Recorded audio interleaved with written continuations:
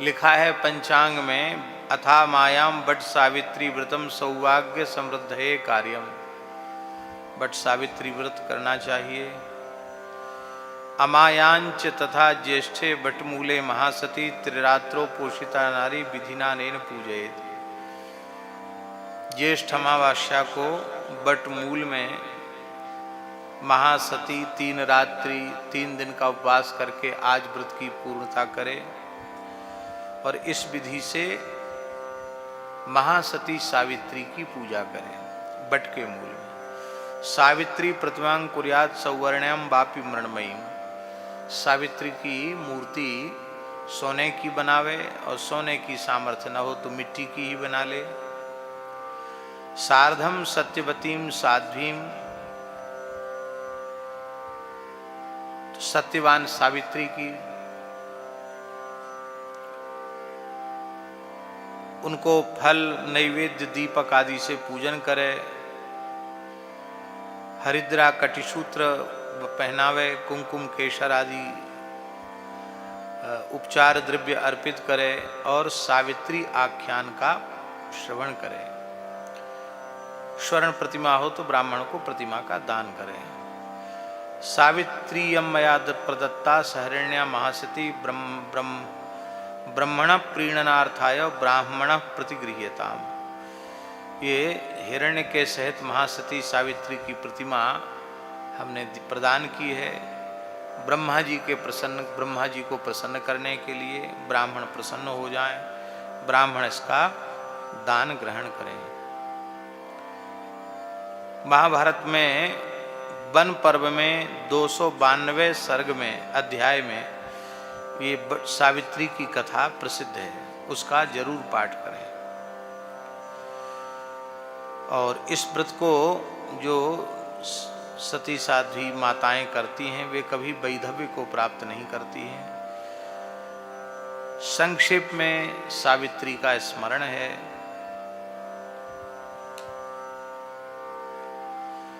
सावित्री ने कहा,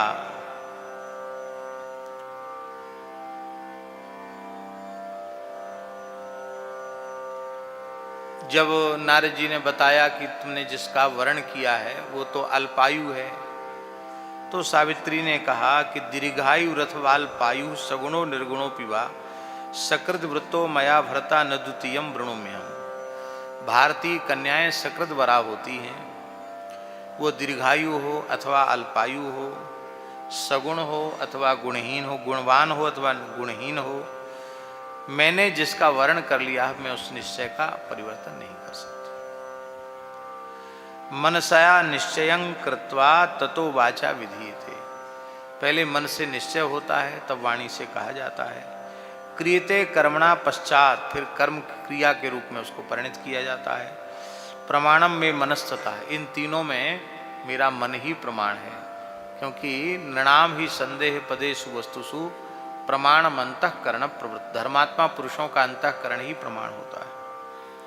सत्यवान पिताम भार्याम लब्ध्वा सर्वगुणान्विताम मुदे साजितम लब्ध्वा वर्तारम मनसेप्सितम।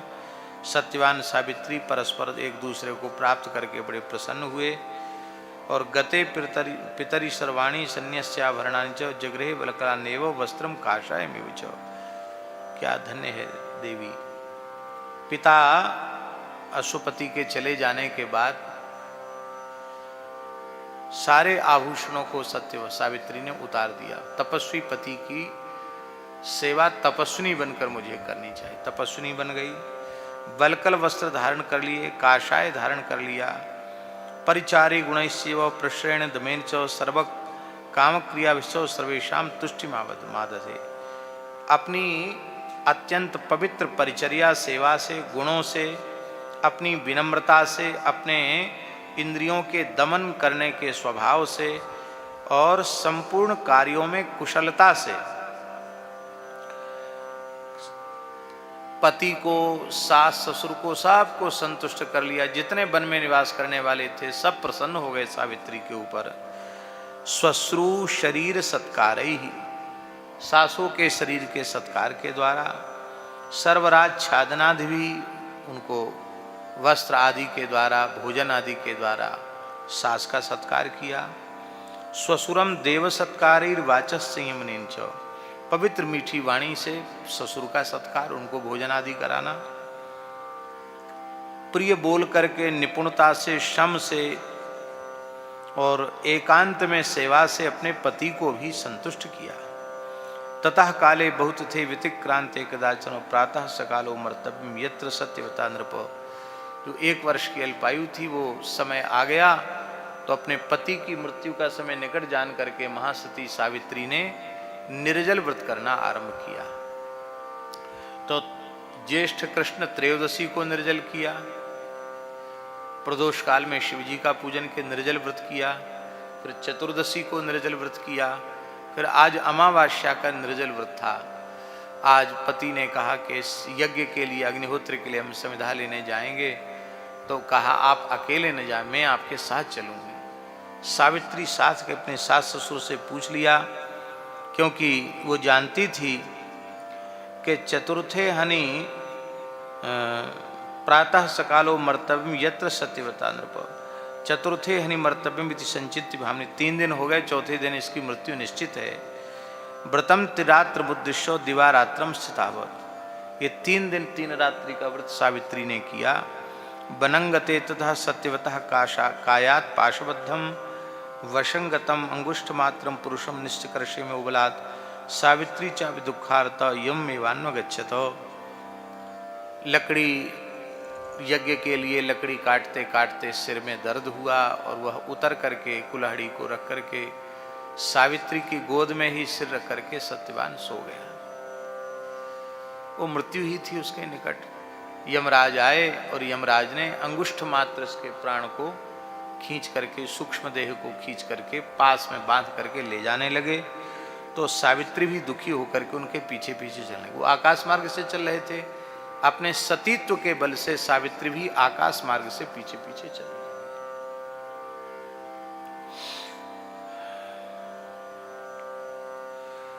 नियम व्रत संसिद्धा महाभागा पतिव्रता।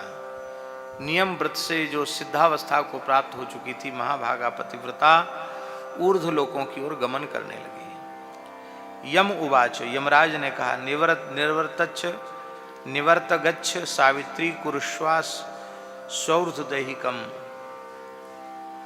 कृतम भर्तुस्तुदारण्यात् यावत् गम्यम गतम त्वया। देवी सावित्री, तुम अपने पति के शरीर का संस्कार करो। तुम ने पातिव्रत धर्म का विधिवत पालन किया, तुम पति के ऋण से उऋण हो चुकी हो। यहीं तक तुम्हारी सीमा थी, इसके आगे तुम्हारा चलना उचित नहीं है, तुम लौट जाओ यहां से। यहां सावित्री ने यमराज से पूछा कि भगवान आप कौन है? तो उन्होंने कहा कि मैं यमराज हूं, मरने वालों के प्राण में ही लेके जाता हूं। तो मैंने तो सुना है कि आपके दूत लेके जाते हैं, आप स्वयं क्यों पधारे? तो बोले, एक तो तुम्हारा पति महान तपस्वी और एक तुम महान पतिव्रता, तो मेरे दूतों की सामर्थ्य इसके प्राण को ले जाने की नहीं थी, इसलिए स्वयं मुझे आना पड़ा। पीछे पीछे सावित्री चलने लगी।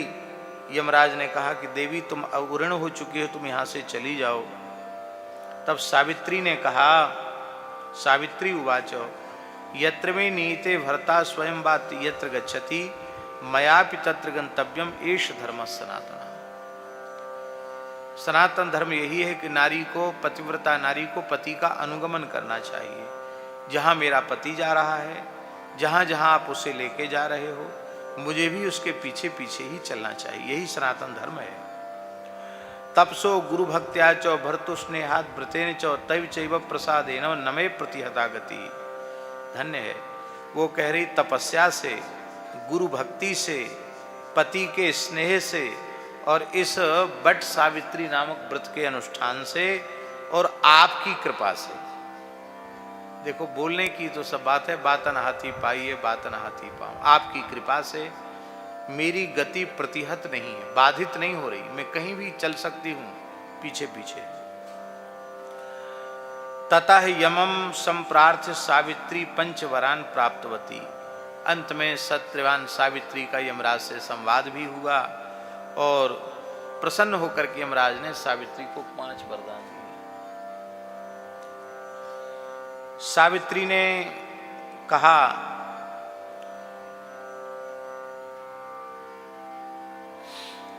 मृत्युर्मे पत्युराख्यातो नारदेन महात्मना सचाद्य दिवसा प्राप्तस्ततो नैन जहाम्यहम। नारद जी ने बताया था कि मेरे पति की अमुक दिन मृत्यु हो जाएगी। आज वह दिन था, इसलिए मैं इसको छोड़ नहीं सकती थी, इसलिए मैं पीछे पीछे आई, तो मैं छोड़ के जा नहीं सकती। सुप्तम चैन में यम साक्षात उपागच्छत स किंकरः अस्तौ सम तमहम देवम सत्येन बचसा विभुम पंच वही तेन में दत्ता वरा श्रुत तान मम। 5 वरदान लेकर के सावित्री लौटी। चक्षुषी च, उनके ससुर जी की नेत्रहीन हो गए थे, वे नेत्रवान हो जाएं, और उनका जो छिना हुआ शत्रुओं का राज्य है वो उन्हें प्राप्त हो जाए। ये 2 वर तो मेरे ससुर के लिए, और मैं अपने पिता की अकेली पुत्री हूं, तो मेरे 100 भाई हो जाएं। कितने भाई? 100 पुत्र मेरे पिताजी के हो जाएं, और मैं भी 100 पुत्र वाली हूं, 100 पुत्र मुझे प्राप्त हों।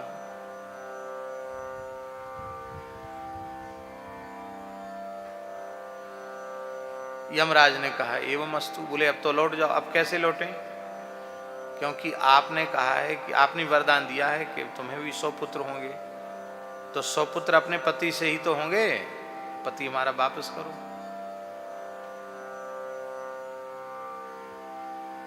यमराज बोले तो तुमने चक्कर में हमको अपनी बातों में मोहित कर लिया। तो 4 दिन का व्रत किया था, 3 दिन का निर्जल और 4था दिन था वट सावित्री। तो चतुर्वर्ष शतायुर्मे भर्ता लब्धश्च सत्यवान, 400 साल की आयु और पति सत्यवान को प्राप्त हुआ। कितनी? 400 वर्ष। भर्तुर ही जीवितार्थं च मया चिरेण व्रतम व्रतम एवं आत्मा पिता माता श्वश्रुः श्वश्र एव च भर्तुकुलंच सावित्र श्रवम कृच्छात समृद्धितम। एक महान सती नारी ने अपने पिता को, माता को, सास को, ससुर को और पति को और अपने पूरे कुल का उद्धार कर दिया। ऐसी सती नारियों में सामर्थ्य है। यश्चेदम सुनियात भक्त्या सावित्र्याख्यान मुत्यम ससुखी सर्व सिद्धार्थो न दुखम प्राप्नुयात् नरः। जो सावित्री को उपाख्यान का श्रवण करता है, आज सत्यवान सावित्री का स्मरण करता है और बट का स्पर्श करता है, बट वृक्ष के स्पर्श का भी आज बड़ा महत्व है। बट स्थापन का, बट वृक्ष स्पर्श का बड़ा महत्व है।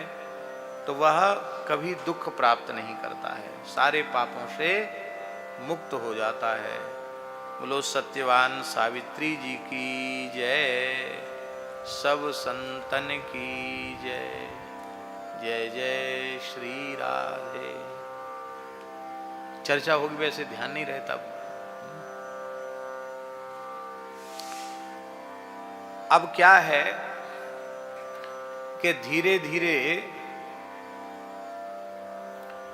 भारतीय लोग वैदिक सनातन धर्म की परंपराओं के अनुसार जो व्रतोपवास आदि हैं उनको धीरे धीरे छोड़ते चले जा रहे हैं। उसी के भयंकर दुष्परिणाम हम लोगों को अपने आंखों के सामने देखने पड़ रहे हैं। व्यक्ति यदि पूरी तरह शास्त्रीय जीवन जिए तो उसे अपने से छोटों की मृत्यु अपने सामने नहीं देखनी पड़ेगी। तमाम घटनाएं ऐसी घट रही हैं जो बहुत हृदय विदीर्ण करने वाली हैं, और सबका मूल कारण है कहीं न कहीं धर्म और सदाचार का त्याग। यही उसका मूल कारण है। आज बट सावित्री का अवसर है, तो नर्सरियों में बट के पेड़ मिल जाते हैं बड़े बड़े। ये लाइव चल रहा है क्या अभी? तो अभी सूर्यास्त होने के पहले पहले जहां तक लोग सुन रहे हैं और जहां लोग लगा सकते हों, आज बट अमावस्या के दिन एक बट वृक्ष जरूर लगावें, ऐसी मेरी प्रार्थना है। यहाँ भगवत कृपा से कल ही 4 बट वृक्ष मंगा लिए गए हैं, तो गौशाला में जहाँ भी उपयुक्त समझा जाएगा वहाँ वट वृक्ष लगाए जाएंगे। तो गड्ढे वगैरह तैयार आप पहले से करवा लेना, उसकी पूरी तैयारी करवा लीजिएगा। तो आज सूर्यास्त के पहले उनको लगाना है। और जहाँ जहाँ लोग सुन रहे हैं वहाँ जरूर वट वृक्ष जरूर आज लगावें। जहाँ उपयुक्त स्थल हो वहाँ वट वृक्ष लगावें। और मान लो उनको कोई उपयुक्त स्थल ना समझ में आवे तो नर्सरी से आज वट के बड़े बड़े पौधे खरीद लें, खरीद के अपने पास संकल्पित करके रख लें। और फिर यहाँ कभी गौशाला में आवें तो यहाँ भी आकर लगा सकते हैं। यहाँ भी तो जगह बहुत जगह है, कहीं भी लगा सकते हैं। क्योंकि एक वृक्ष के नीचे कितनी गायें विश्राम करेंगी, हजारों पक्षियों का दाना होगा। पुराण में लिखा है 10,000 ब्रह्मचारियों के भरण पोषण का जो पुण्य है वह एक वटवृक्ष, एक पीपल का या एक पाकर का, गूलर का वृक्ष लगा देने से होता है। क्योंकि हजारों पक्षी उसका दाना खा करके अपनी उदर पूर्ति करते हैं। ये तो बहुत बड़ा भंडारा है पक्षियों का, और सबका हित ही होता है, प्रकृति पर्यावरण का हित होता है। तो वट वृक्ष लगाने की विशेष महिमा है। आज जरूर वट वृक्ष लगाना चाहिए, ये हमारा विनम्र निवेदन है।